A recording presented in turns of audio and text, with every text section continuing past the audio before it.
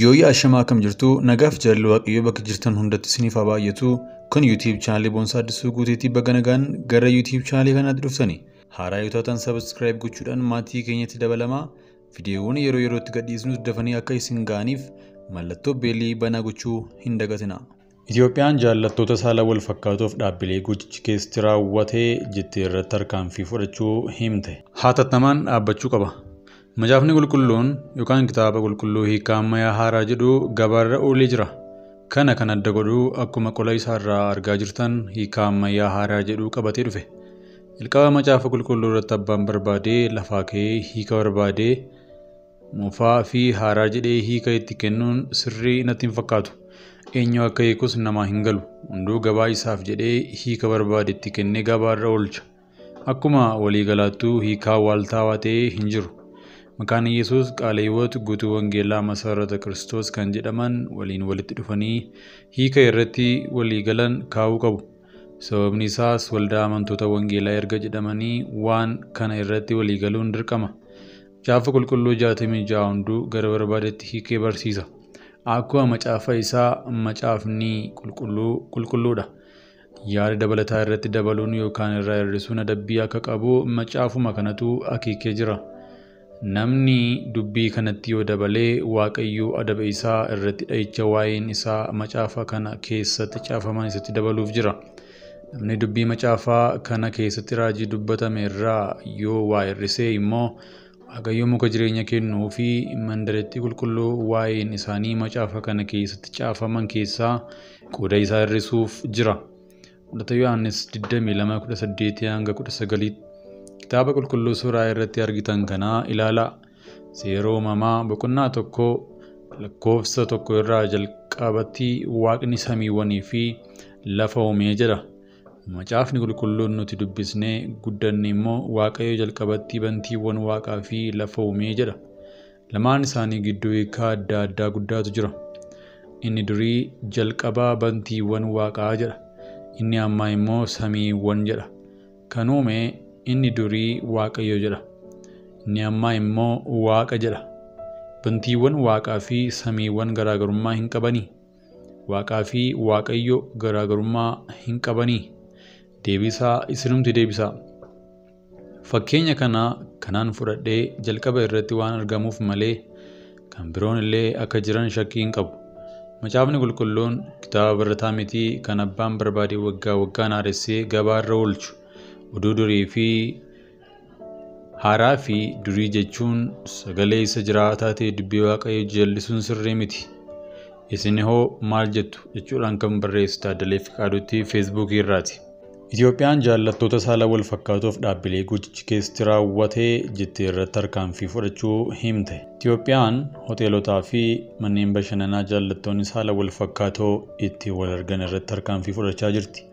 Qondaalonni mootummaa Itoophiyaa hoteelota manneetii dhugaatii fi bashannana magaalaa Finfinnee keessaa jaallattoonni saala wal fakkaatoo itti wal argu jedhan hordofuun tarkaanfii fudhachaa akka jiran himani.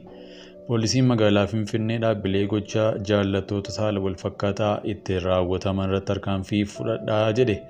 Biiroon bulchiinsa fi nageenya magaalaa Finfinnee hoteelotaa fi manneen dhugaatii gochaawwan kun itti raawwatamu jedhamee shakkamee fi eeruu kenname irratti poolisiin magaalittii waliin ta'uun tarkaanfii fudhachuu isaa himee jira.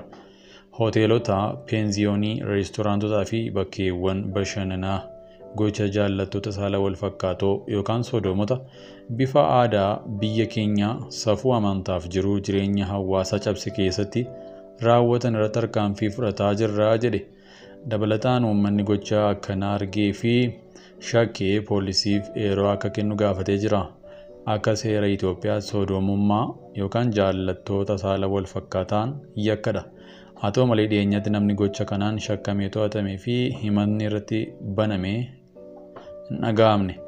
Jalqaba torban kanaatti gareen jaallattoota saala wal fakkaataa falmu mana Guraamayilee yookaan House of Guraamayilee jedhamu Itoophiyaan tarkaanfiin eegamne namoota dhuunfaa ilaalcha jaallattoota saala wal fakkaataa qaban irratti fudhachaa jirti jedhe.